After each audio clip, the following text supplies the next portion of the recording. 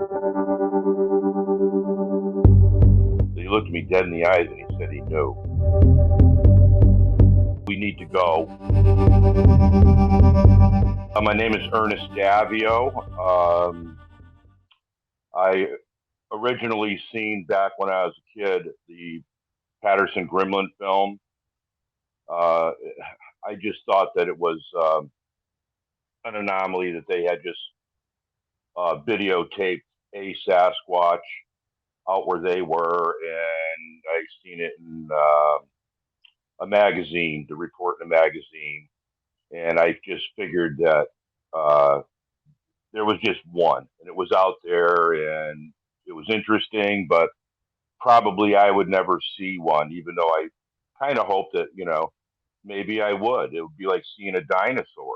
But after that, I washed it all off, and I wasn't really that interested in it. Um, or any other cryptids for that fact. At that point, I just figured that was the last one, and it was all gone, and whatever there. I'm sure a lot of other people might have thought the same thing, but that's just about it right there. Have you ever seen one? Yes, as a matter of fact, I have on a solo hunt by myself. I used to hunt with my great uncle and my father, and of course my brother, and maybe a few other men.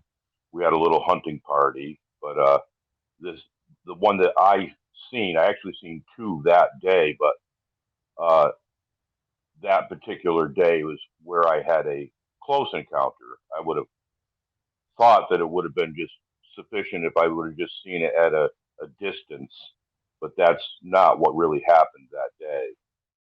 I was in the state of Massachusetts. Like I said, I used to hunt solo, and I was in an area that a lot of people didn't go into.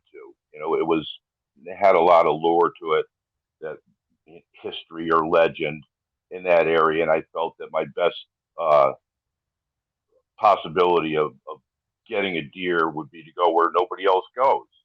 And since I didn't really firmly believe that these things existed, I didn't have any fear. Plus, I was pretty much loaded for bear anyways. I had two guns on me that day, but I had been going in there. I hunted all over the New England area, all the way to the Canadian border, and of course I had my 12 gauge on me because in the state of Massachusetts during gun season you can only use a shotgun, and I had a sidearm on me because just in case something happened and I had to spend the night in the woods or whatever. You're not really supposed to be carrying one, but I had one for protection just in case.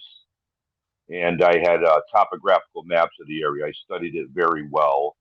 And this was on a section of the Cobble Mountain Reservoir area called Drake Mountain. I had gone in there that morning, and it's about now you can get in quick, but back then it was about a mile and a half or so to get up into the mountain there. There was an old trail that crossed a lot of the ridges up through there, up through the Pittsfield area and around back into Connecticut. It was called Unkemit's Path, and not too many people knew about that, if any at all.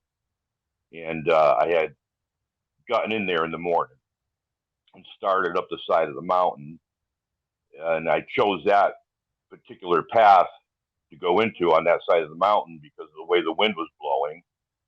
So I figured that the deer would be at the top of the ridge. So if I jumped them, that I would get a good shot right then and there, and if not, I could stalk them and follow them and perhaps get around in front of them and set up an ambush point on them and get one coming through.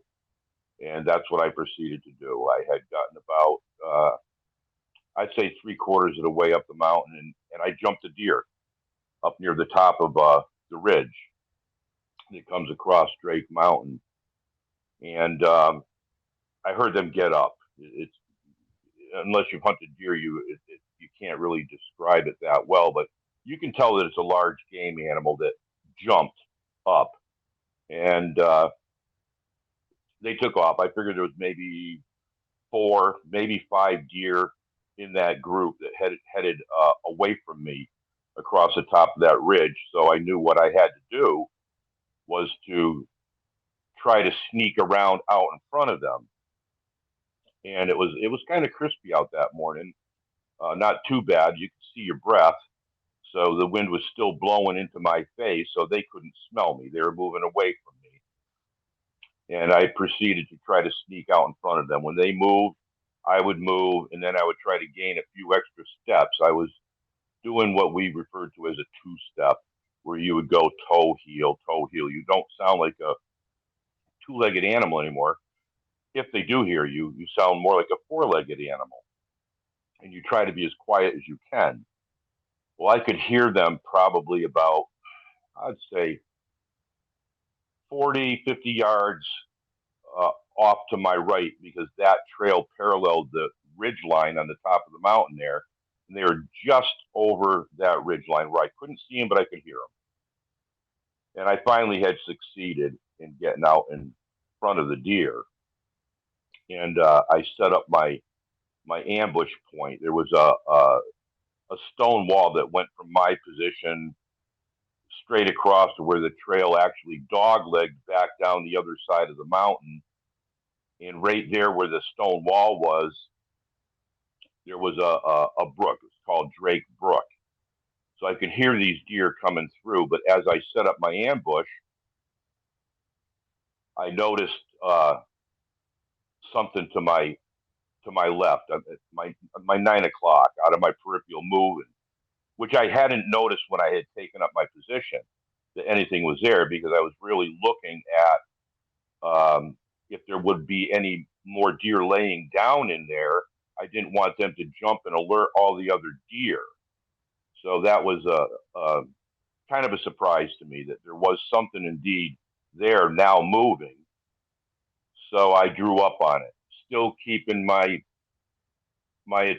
part of my attention towards the deer that were going to come over that stone wall. It was saplings on one side where they were, and on my side there was some big pine trees, and they were spaced pretty far apart. So if they came over that stone wall, I would definitely get a shot at one of them, and that was my objective. I needed to get a deer. I needed to put meat on my table, so to speak. So as this thing moved, I figured that it was probably another deer laying down there, because as a general rule, um, the does, particularly during that time of the year, don't really like them bucks around the young ones or causing trouble. So I figured it quite possibly could be a buck laying down next to this tree. It was about 35 yards away. I used to bow hunt, and I've done it all my life, so I'm pretty good at the distance in the woods. And as I drew up on it, it started to get up a little bit more, and I said, "Oh gosh, it's probably it's big bodied, so it's probably a bear." And I know people hearing this are going to say, "Gee, people mistake these things for bear. How can you do that?" Well, under the circumstances, the size of the body, I knew it was no longer a deer, that it was probably a bear, and I was a little bit worried that this thing would alert the deer or get a wind of me or spot me and try to bum rush me. So I drew back. I drew right up on it, and it kind of scrunched up against the tree and got up a little bit higher. Now I know it's not a bear. It looked more like silhouetted. It looked more like a man, that perhaps had been there, uh, probably went in the dark and was and he's hearing the deer coming too. So my attention went back towards the deer on the other side of the stone wall. And at that point, there was a little bit of a ruckus going on in there. And again, this thing got up even further. So now, but more like a man, but more about the height of a man, but it still didn't look fully erect there. So I started to worry a little bit that if this was indeed a hunter, because it had its head around the other side of that tree. so it wouldn't be able to see me there. And if these deer came over that stone wall, being shotgun season, the majority of men who hunted out there in Massachusetts carried buckshot. So I decided that I needed to move up just a little bit. So if them deer came over the stone wall on me, that if they ran in between him and me, he doesn't know I'm there. And I don't need him unloading with a couple rounds of buckshot and accidentally hitting me, wounding me. So I moved up just a little bit. And at that point, it was tight against the tree, but fully standing there. And I could hear all heck break loose on the other side of that stone wall. A knockdown, drag out battle going on. I knew that it wasn't bucks that were hitting up on the trees with their horns or fighting or anything like that. This was something that there was a fight going on in there. At that point, I really couldn't help but notice that this thing was abnormally large, standing next to that tree, like hugging up onto that tree. So I'm trying to decipher in my mind, put the peg in the hole on how big is this man, because it was literally the silhouette still of a man, but not wearing orange. So I was looking for a little marker on the tree, like maybe a little branch that came out or a piece of moss on the tree, which I found. And I was able to correlate that with the top of its head, just in case I was able to go over there and figure out the height of this thing. I knew I needed to take some information in here. And at that point, while that ruckus is going on, it stuck its head around my side of the tree, still looking in the direction of that ruckus that was going on. And that's when it caught me out of his peripheral. You know, like I said, if it would have been a hunter, he would have caught me out of his peripheral if he put his head around this side of the tree. And that's exactly what this thing did. It put its head around my side of the tree and did a double take on me. Like, I couldn't believe. The only explanation I have is the look on its face. What it did was a double take. It couldn't believe that I was standing there. And at that point, it decided that it was going to completely step around that tree by bringing its right foot around to the same side of the tree as its head was and holding on with its arm to the tree. And then it completely came around and was standing facing me, dead on, unmistakable. I knew what it was. I knew exactly what it was. I was completely taken aback by its looks. Um, I couldn't believe what was happening to me. That's all I can tell people. I again checked my breath. Uh, I wanted to make sure that maybe it's not a bad dream, and I checked my wristwatch too. Um, it was huge. It was immense. Um, I later on went over to measure off on the tree on how big it was, and I'll get to that. But my mind was racing. It was like, oh my God, there's a Sasquatch standing in front of me, and I knew that if I ever told somebody, it's okay. There's a Sasquatch. I've seen a Sasquatch, but what it did next was unbelievable. I had my shotgun on it. I didn't know what was going to happen. It put both his hands out, fingers facing up, palms towards me, halfway between its chest and its waistline, with the elbows just bent slightly, and just pumped them like twice at me, like hold on, and I'm like, oh, it was such a surreal moment that I couldn't believe that not only am I seeing one, but it was doing this. And it started to take a couple steps towards me, and I still got my shotgun on it, but I lowered it just a little bit. Um, it did another move. It with its hands. It took its right hand pointer finger, uh, fist closed, like you would point at something, and it pointed to my chest. And then it pointed to its own chest, and I was shocked that this thing was actually gaining my confidence and trying to communicate with me. I didn't know the reason why, but I started feeling more comfortable with it. You know, many years later, trying to find um, some sign language, Native American sign language. I basically do know what that meant, and I did feel it that day that we were equal, or we were brothers. And it continued walking towards me, and then it took its hands and it did something else. And again, I have to say that, you know, if I it's been a long time deciphering all of this and thinking about it, and who am I going to tell? If we look back, we say 36 years ago or 37 years ago, there was absolutely nobody that was going to ever believe this. They would have put me in an insane asylum for sure. Um, it took its palms. This is the third thing that it did. It took its hands and its palms, waist level, uh, arms bent a little, and put its palms down, both palms down, and then it turned its palms up. Again, I'm trying to decipher what the heck is is it trying to say to me? It's obviously trying to communicate. And is there going to be a point where I'm going to have to try to communicate back with this?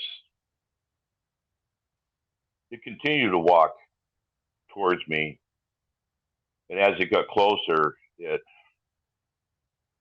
took its hand again, its right hand, and it pointed to my left over my shoulder and to my right over my shoulder.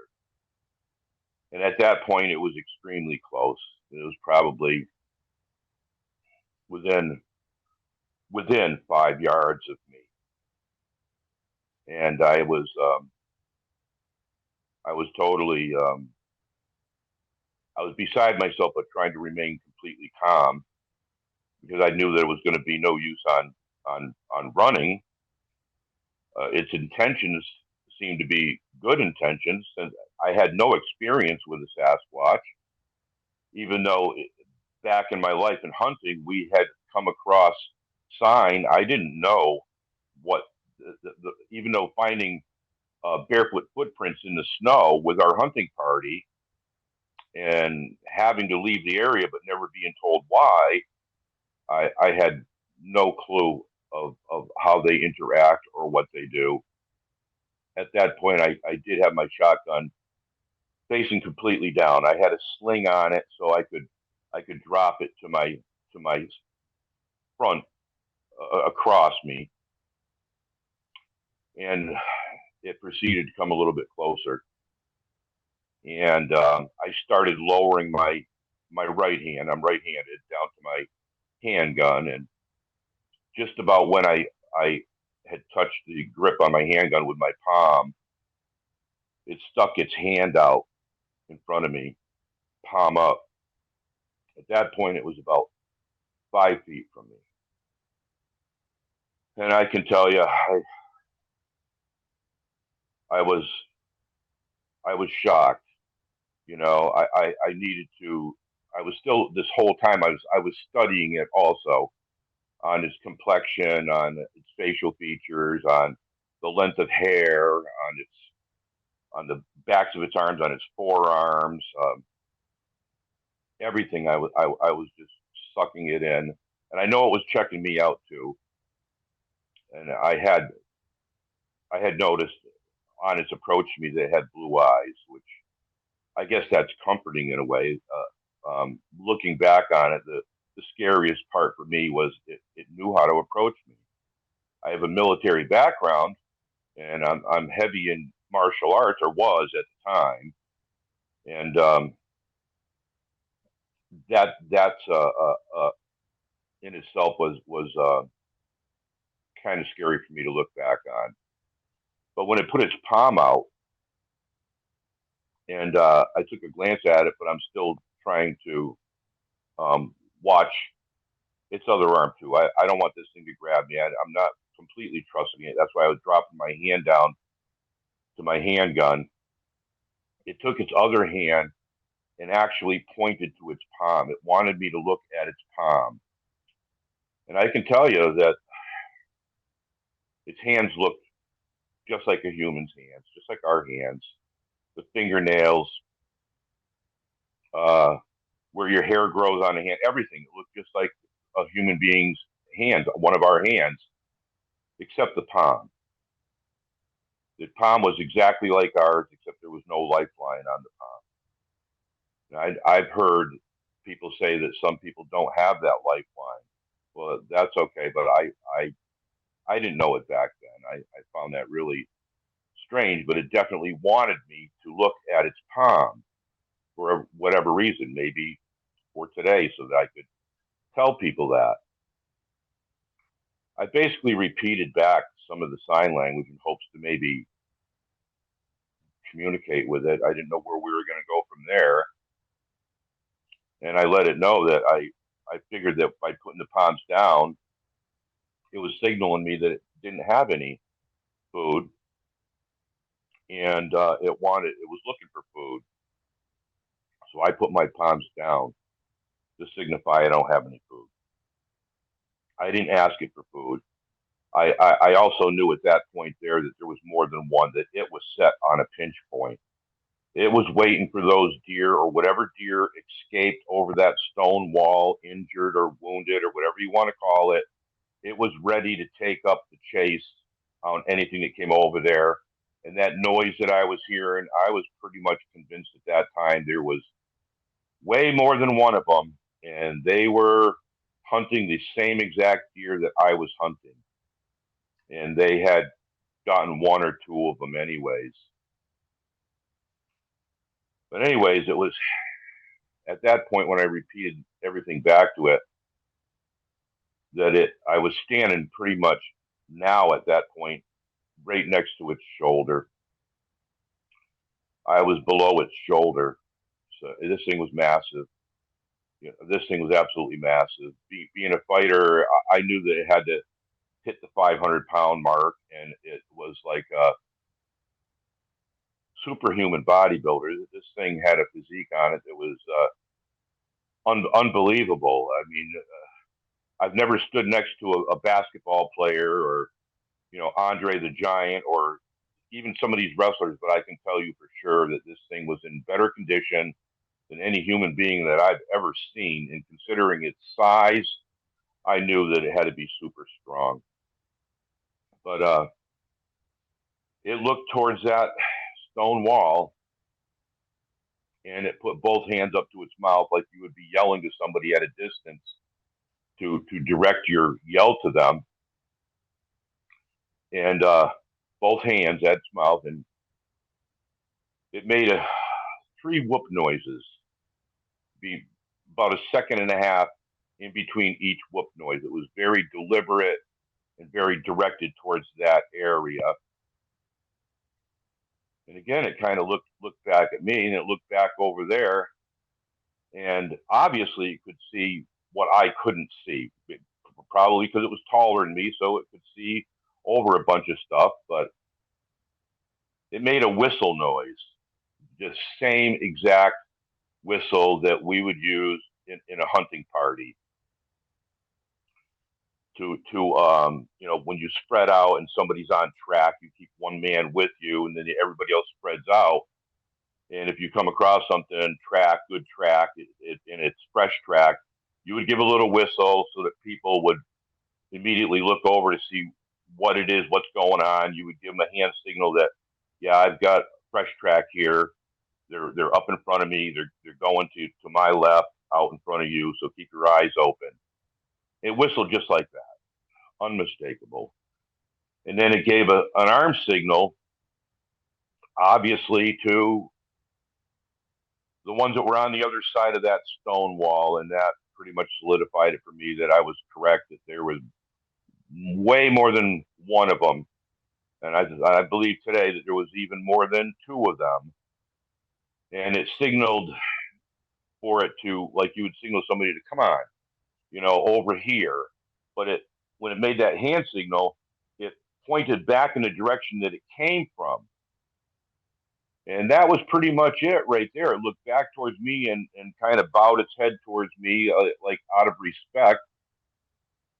And I don't want to say lumbered off. I want to say that it moved off, not at a walk, not at a run, not even at a trot. It was very smooth in its movements. It didn't really have to be fast because of the stride that it took,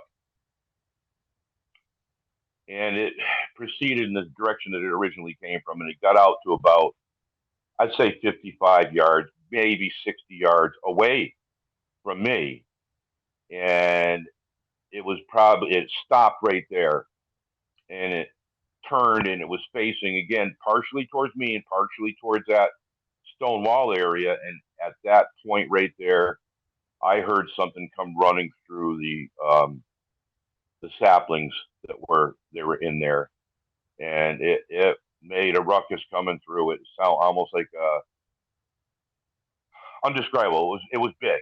It was definitely big, and it was making tracks. It was coming, and then I seen it break the tree line over in that area, and here comes another one headed right towards this one here, and I call him because I didn't see everything, but it appeared to be a male, and it was dark haired. A lot of people say that it was black hair. We have different light conditions, and I've seen people that um, their hair looks really black or dark, but it's really dark brown. That was the color of my hair at one time when I was a kid when I had hair. But it was running directly towards that one, and I mean this thing was fast. I've shot deer on the run, and this thing was smooth. I don't know if anybody's ever seen anybody do that parkour, running parkour. Very smooth, very fluent, considering the fact that it's running through the woods. And even though now it's open hardwoods on that side, it was making tracks, and literally it was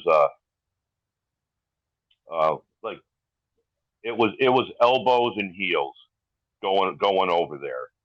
And when it got over there, it stopped, and they had this little murmuring chatter, um, call it samurai chatter, um, thing going on, and it pointed me out.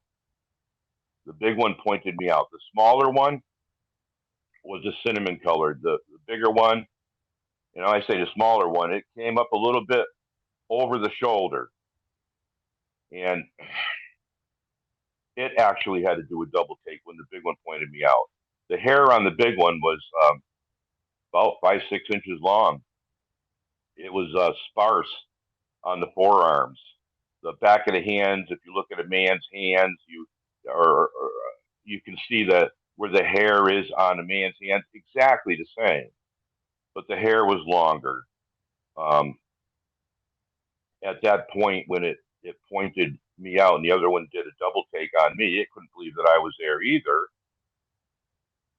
It signaled that one. It pointed to its chest and it told it to go that way, and it signaled to its own chest and said it was going to go the other way. Up to that point, I was pretty much dead set. I was like, oh my gosh! I said, I'm going to track them. I'm going to follow them. I'm going to stalk them. I'm going to find out where do they live, where do they go, you know. But when it did that, I knew that I wasn't supposed to follow. They didn't want me to follow, so I started getting a little antsy. My spidey senses started tingling a lot. But I knew that what I had to do is I had to go over to the tree that it was originally standing next to there, and mark off on that tree to figure out its height. So I did. I'm a butcher by trade, so I'm good at that. Also, I'm good at sizing something up, or you know, uh, um,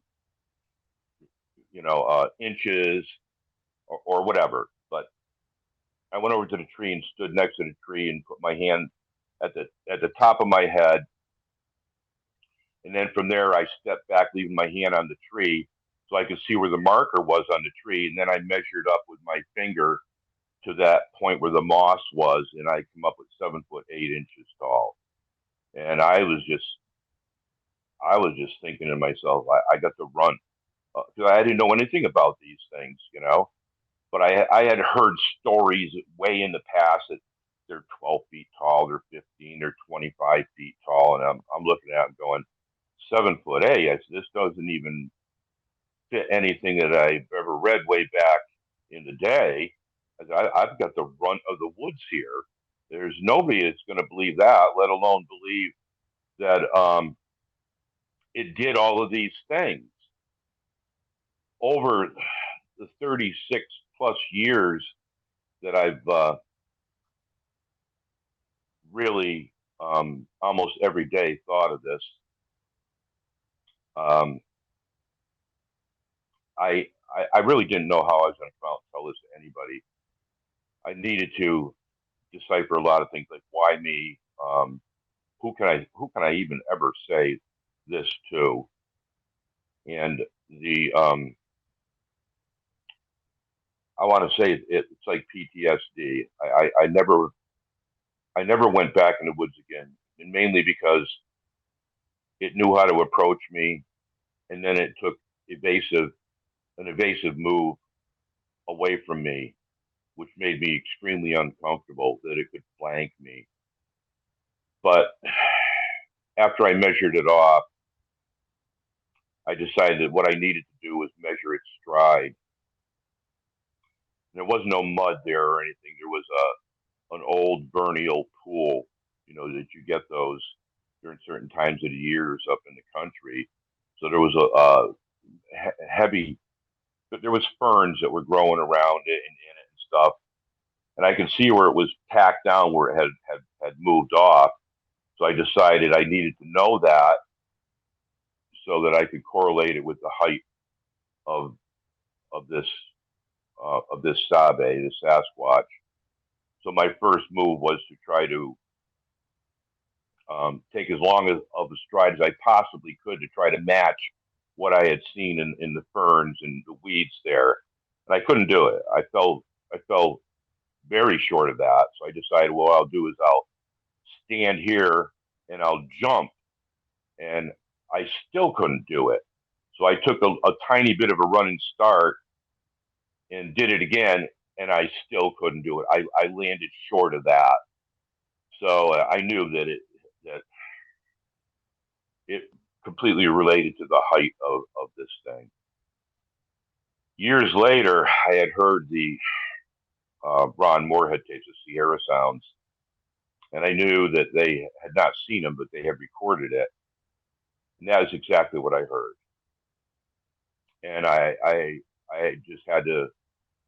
Every time I would come across something, I would relive it. It just it takes the breath away from you. You completely relive the moment, the day, everything that was going on, the air temperatures, everything.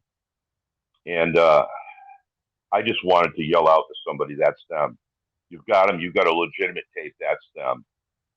Up until probably 2 years ago, nobody ever believed that these things could get up in trees.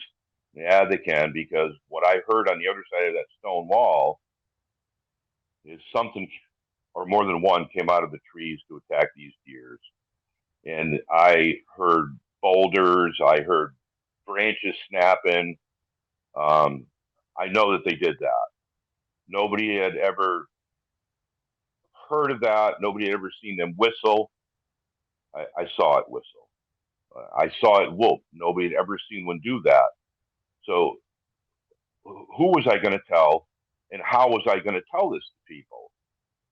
Because the majority of people would just take it and look at it as, well, it's just an opinion. Well, it's not an opinion. It is actual fact.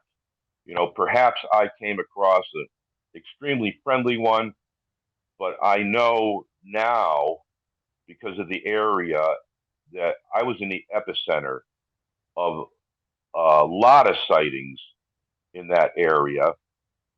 I had owned a store a couple of miles away from there on the other side of the Cobble Mountain Reservoir called the Blanford Store. So I had the ability to talk to a lot of people back way before this happened. And I actually had somebody come in my store and say that very morning that they seen one crossing the road in front of them and it put its hands on the front of their car. And they described, I remember that distinctly. They described what I had seen, and other people described what I had seen. And other people that I personally knew had described basically the same thing, like a small family unit of four, two adults with two, uh, what you would call children walking behind them on the other side of one of the cow pastures. But I just didn't know how I was going to ever tell anybody. These were things that I'd heard way before my encounter. When you interview somebody, you have to take a lot in. And that lady that came into my store that morning, I had come across a lot of hunters that were lost in the woods. The warden would send us in because they didn't know the area as well. And I've seen what people are like when they're terrified. And people who are lost are pretty terrified too. This lady was terrified. So I believed her. But there was still always that question. And I washed it out of my mind. When my encounter happened to me, I didn't know who to tell. The first person I told was my father, probably about 2 weeks later, because I just couldn't calm down. And I sat across from his breakfast table and I told him this. And it was the first time in my life that my father, and it sounds horrible, but it's just a fact, that he looked me dead in the eyes and he said he knew. And that really kind of irked me in a way, because it's like, if you knew, why did you never tell me? Now we are part Native American, and I have to tell you that when I say that I've seen the tracks in the snow, we did it during a hunting trip, and we were told if we seen anything strange in that area to go back to our rendezvous point. We'd have a rendezvous point. Click twice on the walkie-talkie that we're headed back. And when we got there this particular morning, I should say, my uncle, my great uncle, and my father met us there and asked us what happened. And we told them we've seen these barefoot tracks in the snow. They told us to hang on and wait. So we did. And they came back, I don't know, 20 minutes or maybe even a half an hour later. I don't know. And they said, we need to go. We're not supposed to hunt here. And my brother and I looked at each other like, wow, we came all this way to let somebody tell our father and our great uncle that we can't hunt there, and this person is running around the woods, and they obviously are running around barefoot in 8 inch to a foot deep snow. They're a nutcase who does that way out here.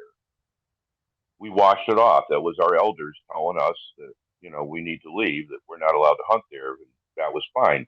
These are the things that you just kind of wash off when you're walking out in the woods. If you're maybe a newbie at hunting, you're not watching for everything else that's out there. Just because you're hunting a deer doesn't mean there's not a bear out there. You should be cognizant that there's a possibility, and be wary of something like that going on. But the Sasquatch, why would it have ever entered our mind? We just left the area, and as kids, we washed it off.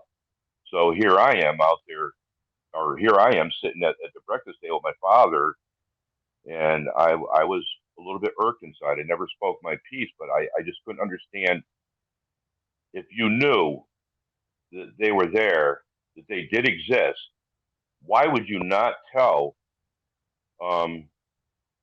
your other members of your hunting party, or your own kids, that these things existed? I've never heard of anybody having a story like this one here ever. And that's one of the reasons why I waited. I prayed. I prayed all the time after this encounter that please, I need somebody else to come forward. I can't be the only one. It never happened. And then about 2 years ago, I finally, just by I guess they call it ghosting or whatever, you get on a forum and you just watch people's comments. You don't make a comment, you just watch. And I was hoping to see that. And I seen the bullying going on, and I read everything that was out there. I read about Mary Green and Osterman and Freeman, and I was like, boy, you're just making fun of these people, and it's actually you're bullying them, and it's very hurtful. Is you're stopping people from coming forward and giving information that's pertinent to going forward in the research here. Like right now, from what I see, is everybody's at a standstill on this. They put out apples, okay, they eat apples, but Jane Goodall herself, she, if it wasn't for the eyewitness, she would have never gone into where she went into. And then to find them, she took the next step.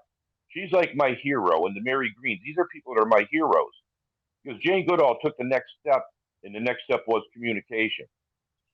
And here I'm sitting on something that they do communicate.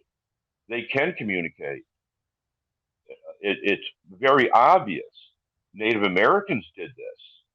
If you had a Hopi that had to travel through, let's just say, the Iroquois Nation, the Hopi didn't speak Iroquois, neither did the Iroquois speak Hopi, but they did have sign language, and it was very much like each other. They could actually use that. The trappers had that also. That's how they were able to communicate with all the Native Americans that they came across. So why people don't take this and use this rather than beating on a tree? Everything became so apparent to me that that they're not solo. They don't travel solo. They travel in a family group, and they hunt in a with a hunting team to drive deer, to set up on pinch point, and the things that I've seen to the Sahara sounds. It's a fact that is indeed them. They do whistle. Can they mimic other things? Yeah, probably if they can whistle like a man. Absolutely. Are there bad ones out there? Are there other things that are out there? I used to think no, that this is it. You kind of want to think that is that is just it. But think tanking it with myself, I'm in no position to ever say that this. If somebody said a pterodactyl landed in their yard and it's over there right now, I'm not going to sit here. I'm going to go over to see. I can't say anybody is out of their mind. I've met people that have encountered dogmen. I know when somebody's telling the truth.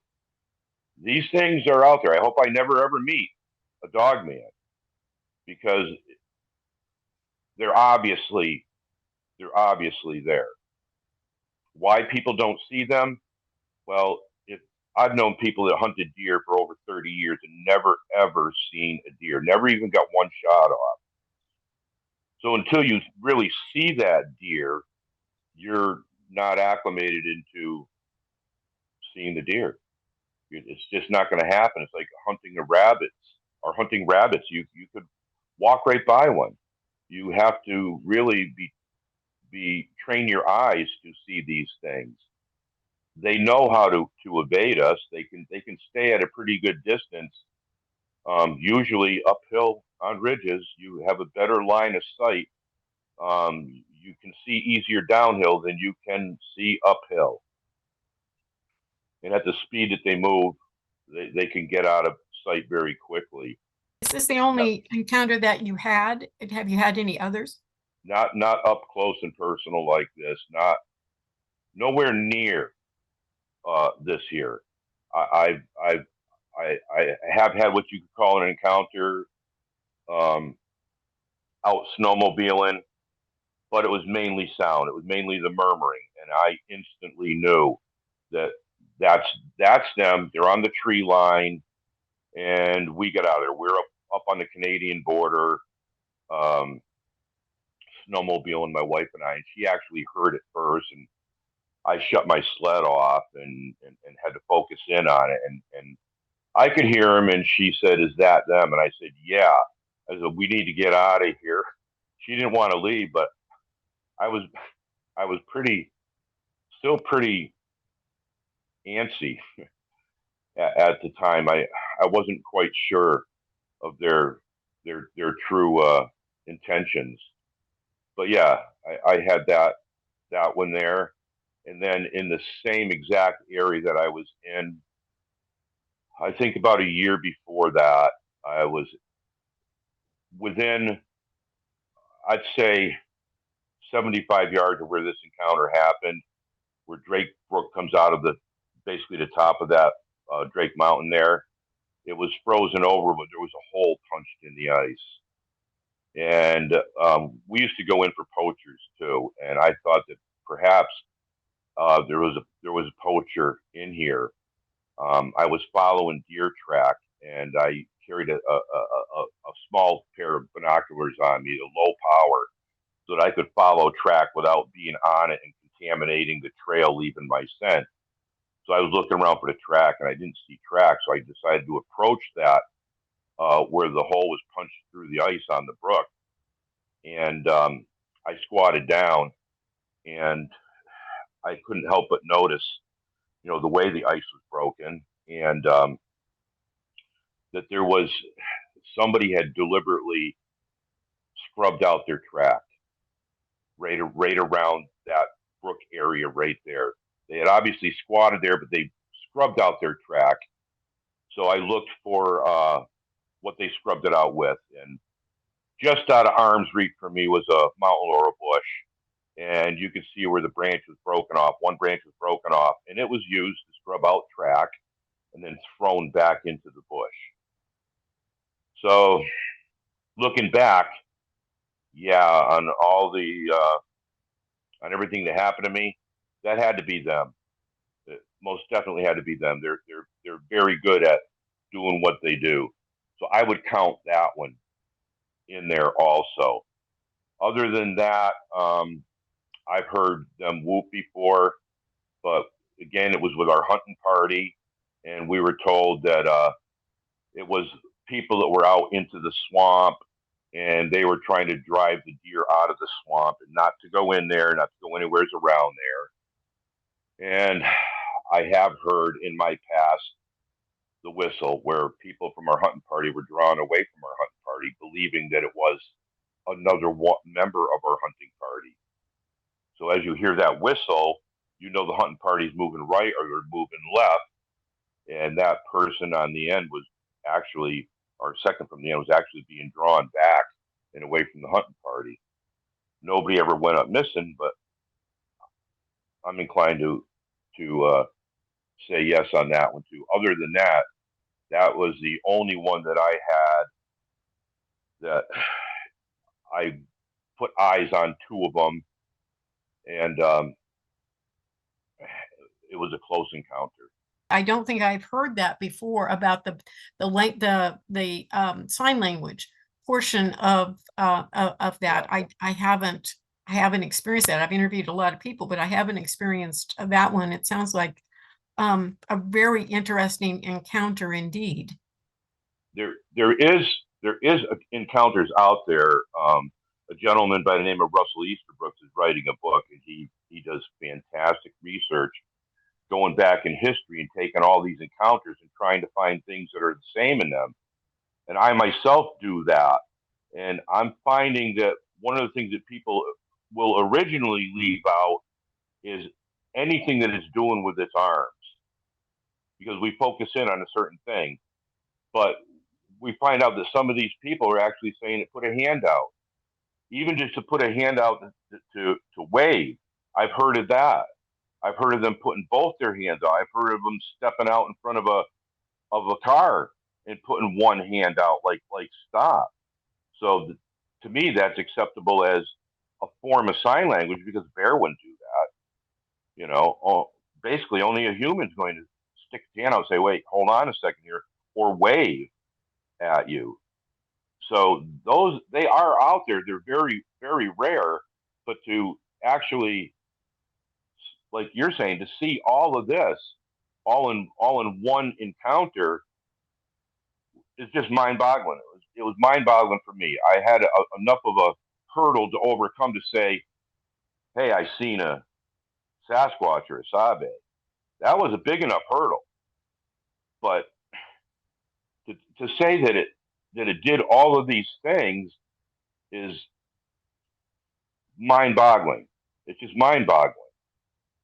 But now we're hearing facts from people that yeah, they're hearing the Sierra sounds and they're hearing these whistles or they're hearing these whoop noises and it's all kind of coming together.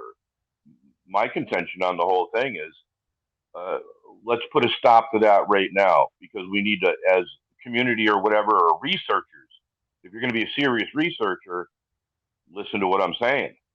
Your next step is a Jane Goodall step to move forward and to communicate. Let's face it. If somebody kept coming up to your house and banging on your door and then running away, you're not going to try to communicate with them.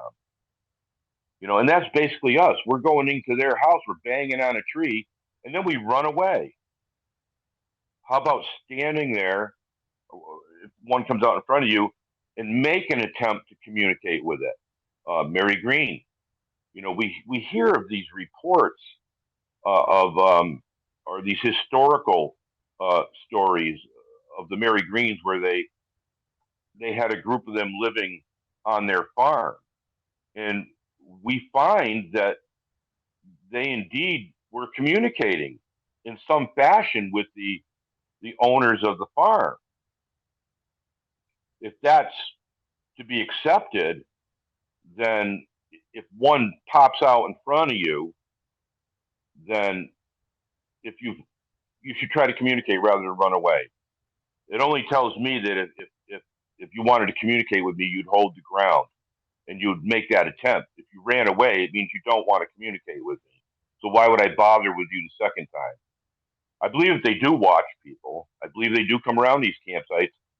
Deer actually teach their young. The doe will teach their young, bring it around humans so they can do that flag move with their tail to teach them danger, to watch out, and they'll run off. I believe that they teach their offspring, their children, by bringing them around these campsites and watching people and what to do. I believe they might even have a little bit of fun by throwing a pine cone at you. Some people look at it as an act of aggression. That's not aggression because somebody throws a piece of popcorn at you or a pine cone at you. That's just an act of stay away or playfulness or whatever. An act of aggression is putting your hands on somebody else. That's aggressive. And I can say that there are cases of something like that happening, but do we know that it was indeed a Sasquatch? We, we don't. Or a dog man. We don't know that for certain. But my encounter, it seemed that it had been around people. It knew what my gun was because I had it pointed directly at its chest. And the way that it put its hands out in front of me to um, slow me up, we'll say, like hold on a second here. It knew what that gun was, and I needed to know why it was actually telling me to hold on, to wait a second. Why it didn't just do that and then move off. Um, it's been a long time, Linda. It's several people have heard this story before, and I know how unbelievable it may sound to some people, but I think it's pertinent that they take it to heart and they start using it. You know, learn a little bit about this and implement it in your research. You know, if you know that they're there, um, let's just call it the Jane Goodall effect. What would she do? You know, what did she do? What would she do? Is hold your ground and try to communicate. I think that we're going to learn a lot more from them alive and being studied rather than harming one.